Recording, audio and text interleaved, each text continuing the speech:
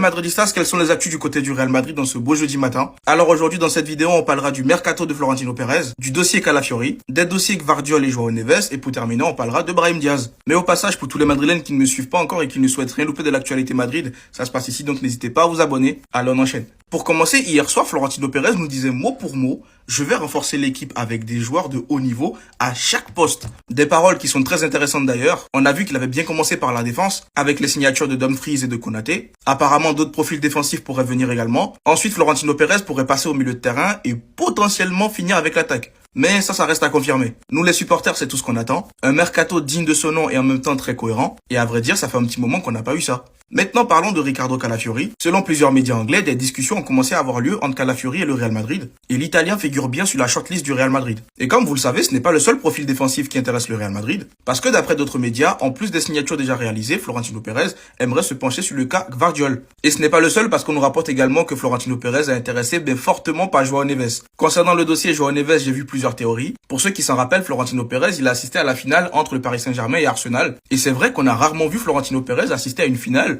où son équipe ne faisait pas partie des finalistes. En plus, sa relation qui s'améliore avec Nasser Al-Khelaifi. Après, faudra voir. Sans oublier que Florentino Pérez a prévu d'annoncer encore une grosse recrue aujourd'hui. Personnellement, j'espère bien que ce sera une annonce différente de Dumfries et de Konaté, parce que ça, on le sait déjà. On veut une surprise, un joueur de gros calibre. Dans tous les cas, comptez sur moi pour vous tenir au jus. Et pour terminer, selon le journaliste Maté Moreto, Brahim Diaz devrait bel et bien rester au Real Madrid la saison prochaine. On était beaucoup à s'attendre à un départ de Brahim Diaz, parce qu'on ne connaissait pas en soi les plans du Real Madrid vis-à-vis du joueur, mais faudra pas oublier qu'il a récemment prolongé son contrat. Dans tous les cas, Brahim Diaz est un bon joueur en sortie de banc, et au Real Madrid, on sait à quel point on a besoin de titulaires et de remplaçants solides et très forts. Donc voilà. N'oubliez pas de me dire dans les commentaires ce que vous avez pensé des actus de ce matin, et surtout pour ne rien louper, vous savez ce qu'il vous reste à faire.